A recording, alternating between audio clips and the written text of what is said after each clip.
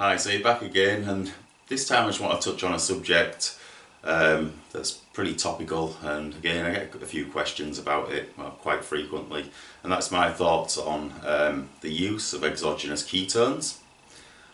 Now, exogenous ketones are still very new, both to the marketplace and also in the research field, so I've not really jumped on board with the exogenous ketones, basically because I believe there's too much research still to be done and we're finding out new things very frequently. So what's available on the market today?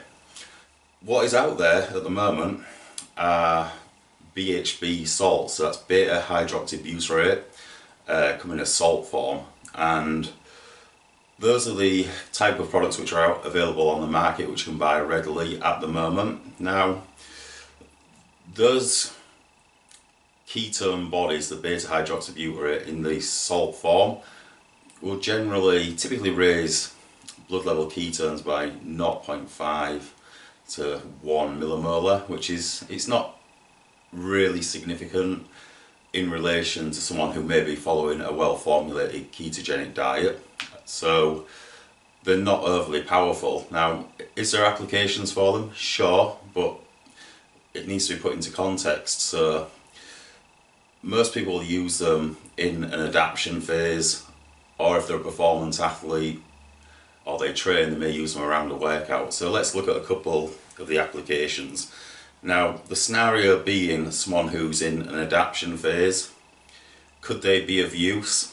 Yes, they could, because they will help negate any of the mental fog that people may incur whilst adapting to a ketogenic diet, a style of eating, and your body gets adapted to using fat as the sole or the primary fuel source, I should say.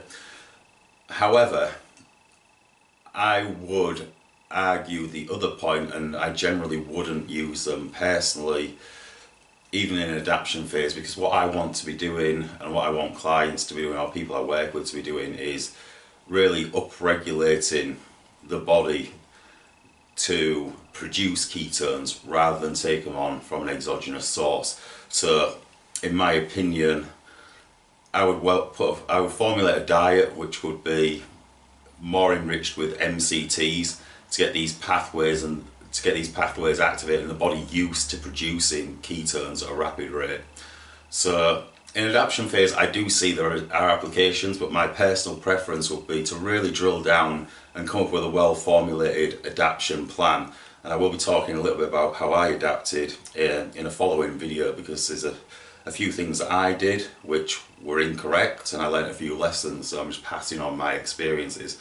Now, in the scenario of a workout perimeter, again, let's apply context. For someone who's looking for weight loss and they're training and their sole aim is to lose body fat, then again I wouldn't use the exogenous ketones, because you are taking on another fuel substrate, so the body will be using the exogenous ketones as a primary source of fuel as opposed to tapping into body fat stores. And the research does show that the ketones are being used. Does it inhibit lipolysis fully? No, I don't believe it does, but it does reduce it, and that's what the literature is currently showing. So for maximum fat loss, if that's the goal, then again, exogenous ketones around the workout perimeter or during the workout, again, probably not the best option for me.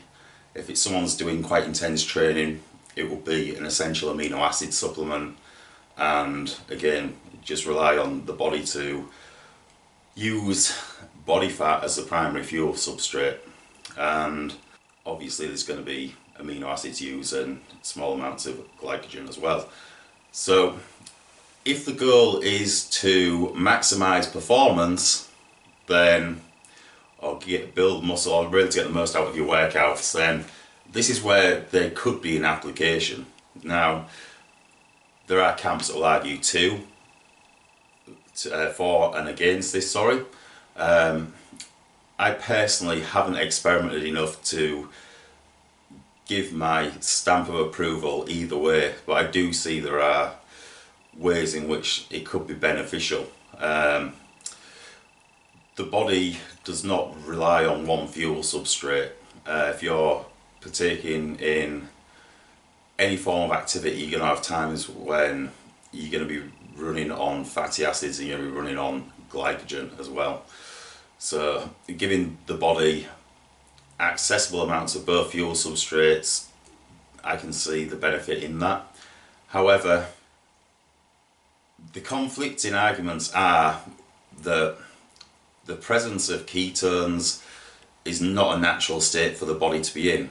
So if you're training intensely and you're looking to access the glycolytic pathway, excuse me, I haven't had enough coffee this morning, the body would down-regulate ketone production. So it's not a natural state for the body to be in to have both fuel substrates readily available. So this is kind of uncharted territory and the research hasn't been done. This is the main reason why I, as a supplement company owner, shelved our plans to release an exogenous ketone almost 2 years ago. It would have probably been the third or fourth company to my knowledge to have had a ketone supplement out, and I just didn't have enough belief in the research that had been done, and I still don't, on the salts. So they are 100% reliable, and I don't believe we know enough about them. And do they raise ketones enough to reach a level of ketosis that's really beneficial? Again, at 0.5 to 1 millimolar, it's not huge. If someone's following a ketogenic diet, then they will be entering a training session at greater levels than that anyway. The optimal ranges are between 1 and 5 millimolars, which most of the research put out shows. So you can access things, this paper's by Cox, works by Volek and Finney, and Dominic D'Agostino's doing a lot of work with exogenous ketones and applications. So another note on the products that are available now is these solutions, these salts, are what are called racemic. So that means that they're a mixture of both the D and L form of beta hydroxybutyrate. Now, if you're following a ketogenic diet, the body will naturally produce the D form of beta hydroxybutyrate. So that's the form that the body recognises, and the forms that are out on the market are a racemic. So they are a mix of the D and the L. Now, I've asked a couple of companies, which I won't name, could you tell me the percentage of D and L or how it's split? And they couldn't answer that, so I don't even know if they were aware of that. So I need to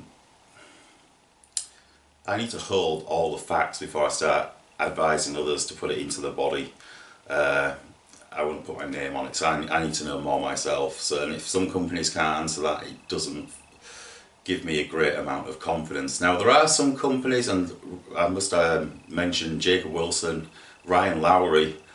I do believe they've just got a D form of the salts, which this is where things will start to get interesting, when the D form is solely available, and if or when the ketone esters become available, because the esters are 2 to 3 times more powerful in boosting ketones, maybe even more than that, than the BHB salts. And there's going to be a lot of research to come on the esters, because they can come in many different forms. So we're talking currently, and most of the market is primarily concerned with the ketone body BHB, which for performance, if we're looking at performance, muscle tissue, then that's the one that the body really recognises and uses. But work by Dominic D'Agostino is looking at esters which have both BHB and acetoacetone, another keto body, attached, and they may be more beneficial for neurodegenerative diseases. So when you start considering the different ketones, and the research is only just being done on these combinations, I think that we're going to be years away before we can truly say which are the best forms and what are the cascade effects from taking on these ketones. Now, some of the early things that we do know is that the ketones can improve insulin sensitivity, and this is the big one for performance athletes, is it does show that they will increase muscle protein synthesis. Now, the signaling effects are something that really excited me. Obviously, someone who's looking to improve body composition and performance, recovery, the muscle protein synthesis, the signaling effect, is something that really struck a chord with me. And obviously, for people with muscle wasting disease, or even in intense dieting when it's pre-contest, again, a muscle sparing effect, freeing up leucine levels and activating mTOR. These are all things that are really cool, and my interest will really perk when the esters become available and there's a little bit more research done. So I could go into a ton more detail, but I don't want to gloss over some of the points without having a couple of the researchers involved, because I've got some questions myself that I'd like answering. So to really put a finer point and conclude this video on exogenous ketones, I'm on the fence, but I'm still leaning towards getting everything from nutrition, having a well-formulated ketogenic plan in place, and conditioning the body and rehearsing and getting the body used to producing endogenous ketones and getting those ketone levels up. Just think, anything in life, the more times you do it, the better you become at it. Practice makes perfect. So the body is exactly the same thing. The more it rehearses, the more it practices, the more ketones are made, the more efficient that pathway should, in theory, be. So this is far from the end of this topic, guys, and literally I've just covered a spluttering of the points. So tune in next time. There will be multiple follow-up videos on exogenous ketones because the research is going to go on for years. So that's it for now, and I'll catch you again.